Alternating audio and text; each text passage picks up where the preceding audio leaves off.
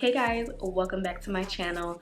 I just want you to know that this tree behind me is actually black. It is not a green tree.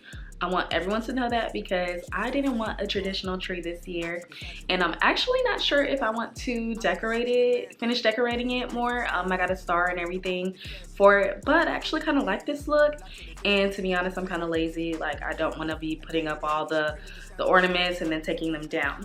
So welcome back to my channel, you guys. Again, my name is Autumn, and today I'm going to talk to you about a question that I normally get a lot. So you know I love it when you guys slide in my DMs over on Instagram, so I'll drop that below.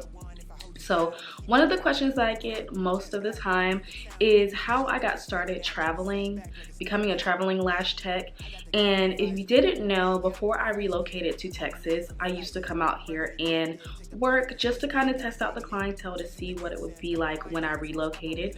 So it actually will work if you just want to travel, the tips I'm going to give you. So I'm going to give you a few key things that I feel that actually helped me get booked out in a week. Yes, you guys, in a week. So I'm going to tell you guys exactly how I did it and how I kept it consistent over a span of, I think, about 8 months that I traveled during the pandemic in 2020. Actually, like the Migos said, we turned it into a bandemic. Okay, so I have my phone here, so I'm gonna keep looking down at my phone every once in a while just to make sure that I don't miss anything. All right, so let's get started. So the first thing you have to know, guys, is that you have to be strategic about this. You can't just go into it thinking that it's going to work out, because especially if you've never been to that certain state or that city that you want to work in, you have to kind of know a little bit more about the location. So we're going to break this down into 3 little sections, you guys. So we're going to be talking about it from a perspective of doing some research, and then we're going to talk about location, and then we're going to talk about your marketing plan or your strategy, pulling everything together. So the first thing we're going to start off with is research. So when I decided that I wanted to work in Austin, because I actually wanted to move there, but the thing was I didn't want to go to a 9 to 5 or pick up a side job. I was determined to make this work. And although, like, looking back on it now, doing it through the span of 2020 during the shutdown, when things started opening back up, looking back on it now, I was like, wow, I can't believe I did that. But it really was the best thing that happened to me and for me. So what I did first was I did some research on Austin. Of course, I had visited before, but I know that in certain states, like, some people value things more, so you have to realize that. I believe in Texas, I think that the girls here, they like to get done up more than the girls in Florida, in the particular city that I was in. So I knew I had a good chance of being booked out fairly quickly. So what I did was I did some research on the beauty scene. And what you want to do, honestly, pull out your phone, you got it. So social media is your tool. So what you want to do is you want to put some hashtags in there about the city. Like what I did was I put ATX lash artists, ATX lash extensions, and not just for the particular city that you want to work in, but you also want to look at the surrounding areas as well, because there are plenty of people in the outskirts who still go to the city to get their services done. So make sure that you include those as well. The next thing that I did was I also, of course, looked at other artists in the area, and I just looked at a few of them just to see what type of work that they were doing.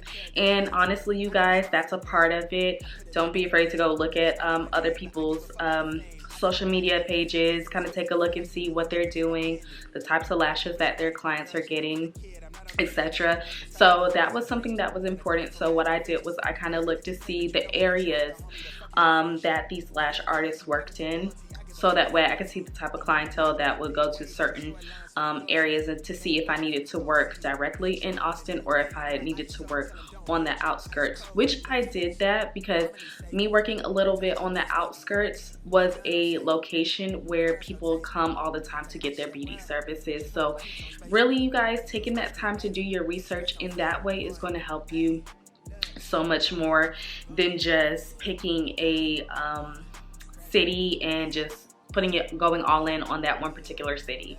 So remember to check the outskirts, remember to check other lash artists just to see the type of lashes that they are doing. And then another key thing I want to give you guys is to choose one thing. So out of all the lash services that we can do, make sure you put your focus on one. So what I did was I put my focus on volume lashes because that was what I wanted to do. I didn't want to do classic, hybrid, and everything. I didn't want to offer everything that I did. I just made sure to pick one focus so that way it would be easy for the client to book. All right, so I hope that makes sense. So after you do your research for said city that you want to work in, the next thing you want to do is to find a location to work in. So what I did, you guys, was during my research, I found a makeup artist that lived in the area, and I seen that she worked in a studio, and what I did was I reached out to her and asked her if there were any studios that she knew of that did daily rentals. And you guys, this is something that I want to point out really quick, because when people pick locations, you have to consider your tools that you might take. So you have to consider if you're flying by plane, which I did because you know I was not driving. So what I did was consider the tools that I needed to take on the plane with me. So that meant that I needed to take my lashes, I needed to take my tools, and I needed to take a few other things. But one thing that I didn't want to take, and this is a question that I get asked a lot, was did I take my lash bed? No, I did not take my lash bed. Now, if you were going to a city that is drivable distance, then I would say that you could possibly take your bed and go work in a different location. So for me, it was important for me to find a studio, which I totally recommend for you guys to do, because it already comes with a bed in it, and it already comes with certain tools that you may need. So all you need to do is just bring your lashes, your tweezers, and a few other things that you may need. So the studio that I actually ended up going with they offered a daily rental suite. So I want you guys to look for possibly a daily rental suite, which is so doable. So if there are salon suites in the area, especially independent ones, they usually have one where they rent out for, I believe what I paid was like $50 a day, which is nothing. So you could work the whole day for $50 a day, or whatever the price may be. So it actually ended up being a really good thing, because I didn't have to take the bed. Like I said, I didn't have to take a ring light. I didn't have to take all those other little things that I needed, those major big things that you need to perform the services. And also for location, if you think about hairstylists, I know some hairstylists, they go work in hotels, they rent out Airbnbs. So however you want to do it, just make sure that if you do any of those other things, that you may have to take your bed, you may have to take your lighting, you may have to take a few other certain things. But I really want to recommend that you guys find a salon suite that does daily rentals. All right, okay, so this is actually the fun part, you guys, the creating the strategy behind gaining the clientele, getting the clientele, and just to put yourself out there. If you guys didn't see my last video on confidence, how to develop your confidence as a lash artist, I strongly believe that you should go watch that video just to get some tips on how to network with other people, because I want to say that that was a huge part in me getting clients and just getting my name out there in general. So what I did was, for my marketing plan, you want to use social media to your advantage, you guys. Like, there are so many people on social media that you can connect with and that you can form relationships with, that will help you gain clientele over time, especially if this is a city that you want to continue to go to. Like, I know a lot of people would like to relocate. So if you're relocating, it is important that you network with other people within the beauty industry. So for me, the people I networked with was hairstylists, makeup artists, And the best thing about renting out the salon suite was that there were hairstylists in there, there were estheticians in there, there's body contour specialists, makeup artists. So that was the best part, because I had people who knew the area, knew the type of clientele.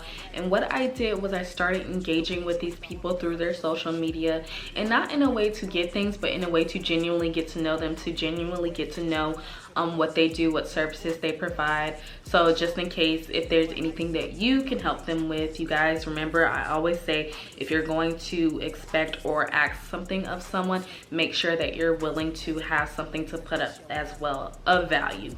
So what I did was connect with these artists, these hairstylists and makeup artists through their social media. So I would definitely engage.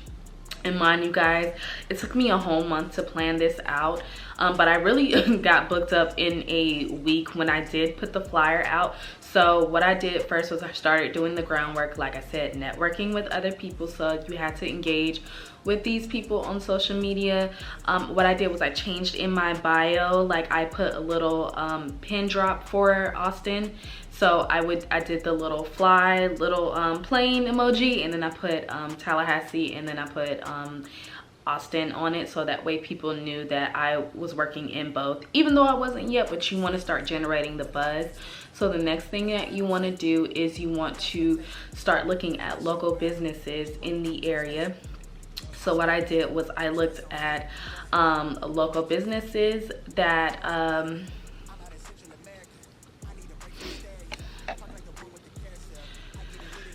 So what I did was I started looking at all the places that women frequented, and then I started, when I would post pictures, I would tag those restaurants, I would tag those clothing stores, I would tag the domain here in Austin, like popular places that women would go to on Sundays for brunch. Brunch is really a big culture here in Texas, and I found that out through just researching on social media. So what I would do is I would tag the popular brunch places in my pictures. I would do all of those things, and just to start getting the buzz. So I started getting people following me that lived in Austin, and then therefore they started inquiring about if I was working there or when I was working there.